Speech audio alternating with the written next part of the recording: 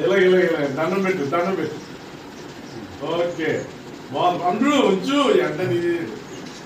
Okay మాట్లాడకండి.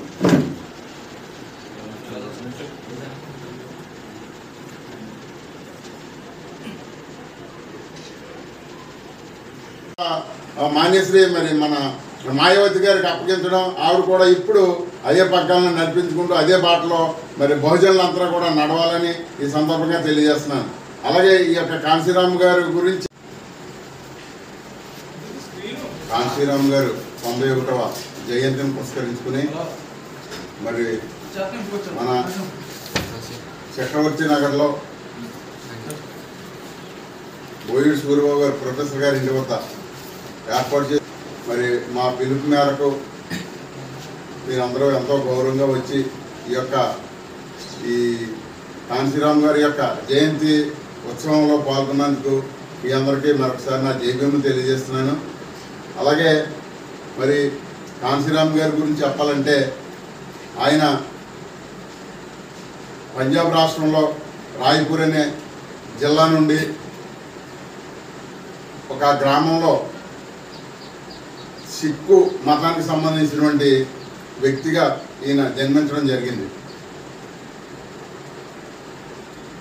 మార్చి 15, 1934 సంవత్సరంలో మార్చి 14ని జన్మించడం జరిగింది. మరి ఆయన 31వ ఏటనే నేను అంటే ఈయన అంబేద్కర్ గారి గురించి ఆయన అడుగుజాడల గురించి తెలుసుకోవడానికి చిన్నప్పటి నుంచి కూడా ఆ యొక్క ఉద్యమాలు తెలియకపోయినా ఒక 30 సంవత్సరాలు వచ్చిన తర్వాత అంటే అంబేద్కర్ చనిపోయిన తర్వాతే ఆయన యొక్క ఉద్యమాలని తెలుసుకుని ఆయన బాటలో నడవాలని,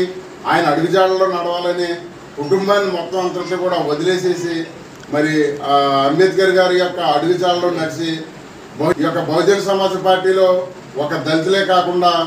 బీసీ, ఎస్టీ, ఎస్సీ అన్ని కులాలకు కూడా సంబంధించినటువంటి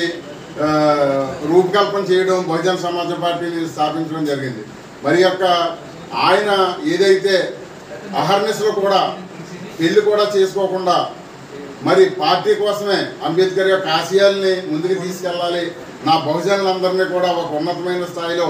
డాక్టర్ అంబేద్కర్ గారు ఏ అయితే హక్కులు ఇచ్చారో ఆ హక్కులన్నింటిని కూడా